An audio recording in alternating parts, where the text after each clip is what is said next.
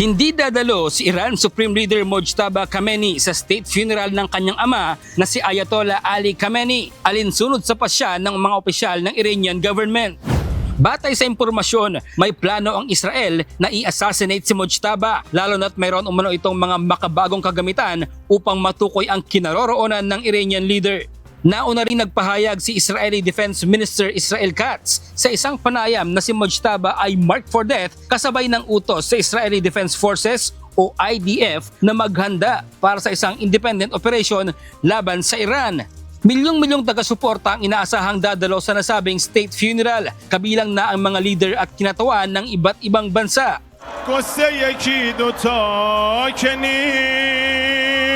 تو رو گرفتن ازمون تو رو گرفتن ازمون سخت تحمل غمت وقت خدا حافظیه.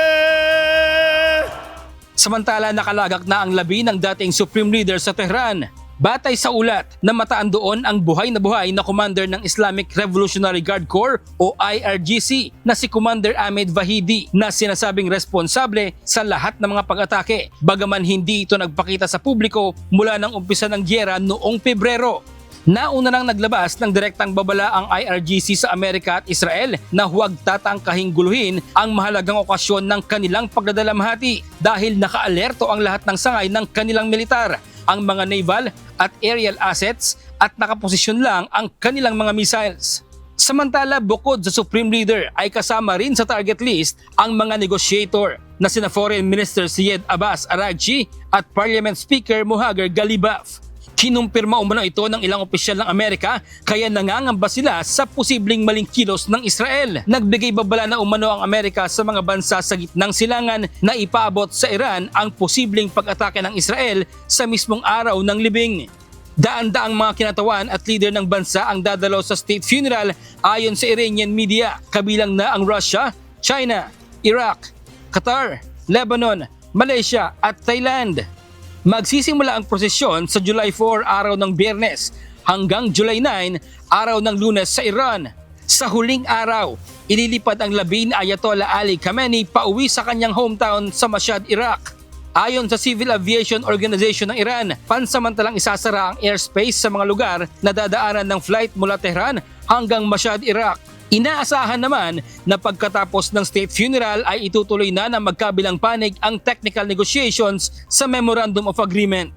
Umaasa si US Ambassador to the United States, Mike Waltz, na tatanggapin ng Iran ang mga itinakda sa kanilang obligasyon para na rin sa kapayapaan ng mundo at sarili nitong pag-unlad. Subalit, kailangan pa rin anyang panagutin ang rehimen na namumuno sa Iran sa lahat ng pinsala at perwisyong na idulot nito sa lahat, kahit pa sa pagkamatay ng kanilang Supreme Leader.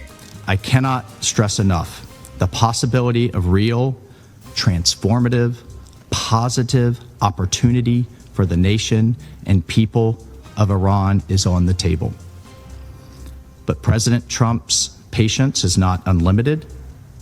The world cannot continue to suffer, and Iran must abide by its obligations to this council that this council voted for without opposition, and the world must hold this regime to account. Bradley Robuza, UNTV News and Rescue. Diyos ang aming sandigan, serbisyo publiko ang aming pinahahalagahan.